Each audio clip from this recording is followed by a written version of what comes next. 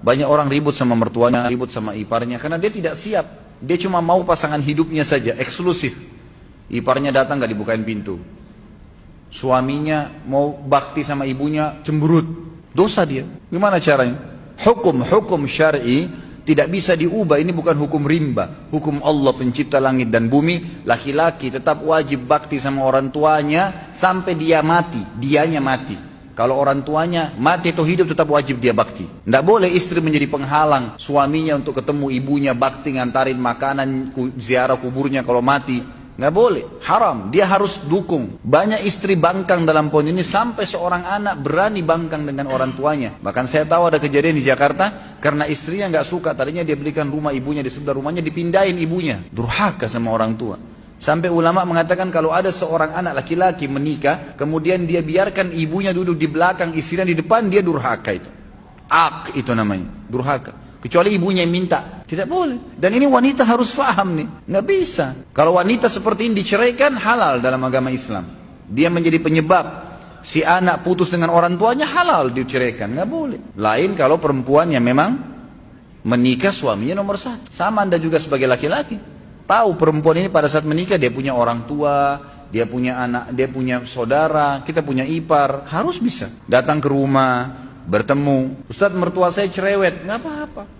Cobaan, enaknya hidup nggak mau ada cobaan, gimana caranya? Harus ada cobaannya. Ada orang dicoba di pasangan hidupnya, di mertuanya, di iparnya, di anaknya, di tetangganya, banyak. Harus ada cobaan. Kalau nggak ada cobaan, hidup kita datar terus, nggak ada seninya kehidupan ini. Nggak ada seninya, dan manusia nanti tidak akan keluar.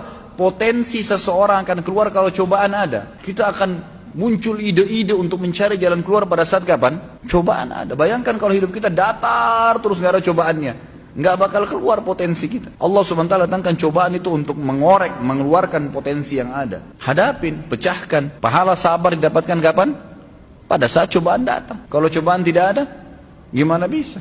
Nggak mungkin. Istri kita hidup 20 tahun di rumah tangganya sama orang tuanya dengan pola tertentu, cara makan, cara tidur, cara berpakaian. Kita pun hidup 30 tahun di ayah dan orang tua kita dengan cara makan, cara hidup dan seterusnya. Lalu kemudian disatukan, tiba-tiba mau bisa baik semuanya?